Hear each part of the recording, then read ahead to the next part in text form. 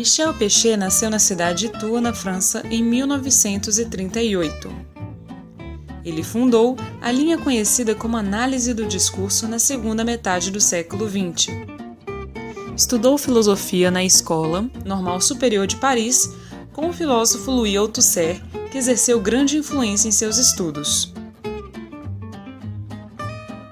Segundo seu amigo Courtine, suas características eram agitado e apaixonado pelo que fazia, muito ativo no trabalho, tinha um forte apreço pelo direito da igualdade, era engraçado e um ótimo imitador, tinha uma enorme facilidade com a família. Em relação à sua morte, sabe-se que foi em 1983, porém não há informações claras e detalhes a respeito. Foi pioneiro da análise do discurso, desenvolvendo-a nas décadas de 60 e 70 na França. Pechet deu seguimento aos estudos de Louis Althusser e teorizou sobre a materialidade histórico-linguística do discurso e como a ideologia se manifesta na linguagem. Para explicar as relações entre sujeito e linguagem, Pechet ancorou-se em 3 bases teóricas: a linguística, fazendo uma crítica formalista, o marxismo na visão de Althusser, a psicanálise ao se basear na leitura realizada por Jacques Lacan.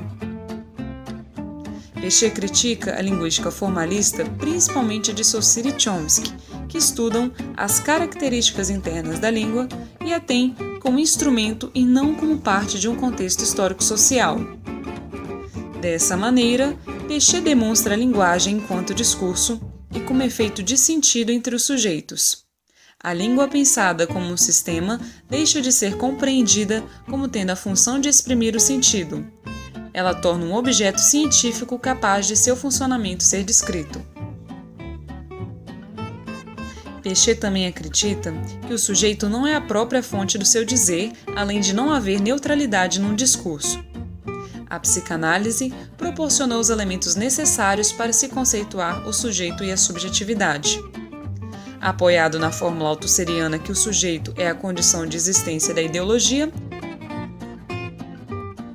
e que a ideologia interpela os indivíduos em sujeitos, Pechet caracteriza 2 tipos de esquecimentos. O primeiro é como o sujeito é afetado pelo seu inconsciente, fazendo com que pense ser o criador absoluto do seu discurso, a origem do sentido, quando na realidade há a retomada de sentidos preexistentes.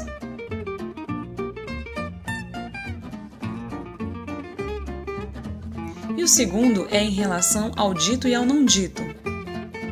A ilusão que o dito tem apenas um significado a ser captado pelo interlocutor.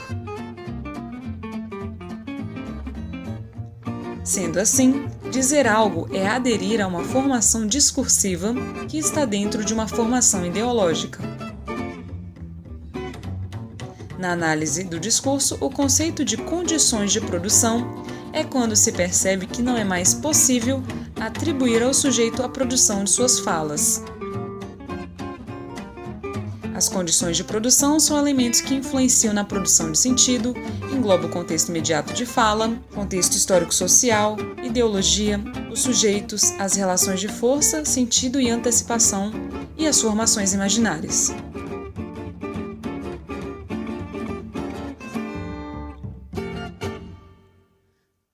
Para Pechet, um discurso é sempre pronunciado a partir de condições de produções dadas. No discurso, o sujeito está inserido em um jogo de imagens, as formações imaginárias de sua posição e a posição do outro, que pelas condições de produção do discurso é mesclado com a situação historicamente estabelecida.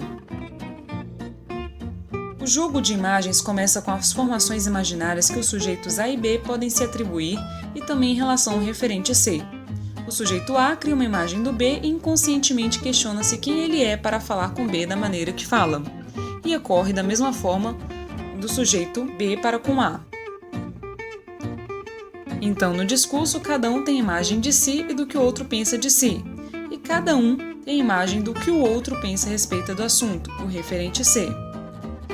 O referente para Pechet em seus estudos eram assuntos políticos e polêmicos, como, por exemplo, em nossa época, o assunto impeachment ao golpe da Dilma e as ocupações ou invasões do movimento Sem Terra se enquadrariam como referentes. Assim, podemos perceber que a escolha das palavras faz toda a diferença e remete ao contexto e crença de quem fala. Logo, estando sujeito a um espaço socioideológico, é colocado diante de posições que lhe dão possibilidades estabelecidas de fala que variam de acordo com a sua posição em relação às formações ideológicas. Portanto, as condições de produção englobam o sujeito e as suas contradições que se firmam naqueles dois esquecimentos e também sua posição social.